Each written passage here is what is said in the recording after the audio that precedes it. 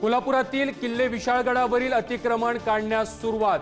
14 अतिक्रमणे आज जमीनदोस्त होणार, तर साताऱ्यातील अजिंक्य ताराच्या पायथ्याजवळील थडग देखील प्रशासनाने हटवलं। नाशिकच्या मालेगावातील भुईकोट किल्ल्याच्या अतिक्रमण धारकांना दिलासा। अतिक्रमण हटवायला हायकोर्टाकडून 17 जून पर्यंत स्थगिती। वैष्णवी हुंडाबळी प्रकरणातील फरार आरोपी निलेश चव्हाणला अखेर अटक। निलेश चव्हाणला पुण्यातील शिवाजीनगर न्यायालयाकडून 3 दिवसांची पोलीस कोठडी। वैष्णवी हगवणे प्रकरणातील कोणालाही सोडणार नाही, आरोपींना अतिशय कडक शिक्षा करणार, मुख्यमंत्री देवेंद्र फडणवीसांचं वक्तव्य।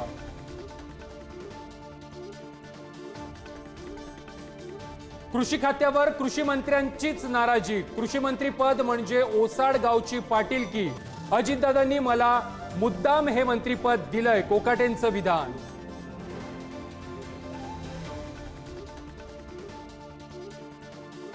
अजित पवार गोचिडासारखे अर्थ खात्याला चिकटलेत। मी बोललो तर अंगावर कपडे राहणार नाहीत, लक्ष्मण हाकेंचा हल्लाबोल। तर हाकेंच्या डोक्याचे हुक हे पिळवटायला हवेत, रुपाली ठोंबरेंचा पलटवार। खडसेंनी दिल्लीला जाऊन लोटांगण घातले हे सर्वांना माहिती। गिरीश महाजनांची एकनाथ खडसेंवरती सडकून टीका। तर मी तुमच्यासारख्या चोऱ्या माऱ्या केलेल्या नाहीत, महाजनांचा हल्लाबोल। धुळ्यातील रोकड प्रकरणी 9 दिवसांनी गुन्हा दाखल। अर्जुन खोतकरांचे निलंबित स्वीय सहाय्यक किशोर पाटलांसह दोघांविरोधात कारवाई। राऊतांच्या जळगाव दौऱ्यापूर्वीच गुन्हा दाखल झाल्यानं चर्चांना उधाण।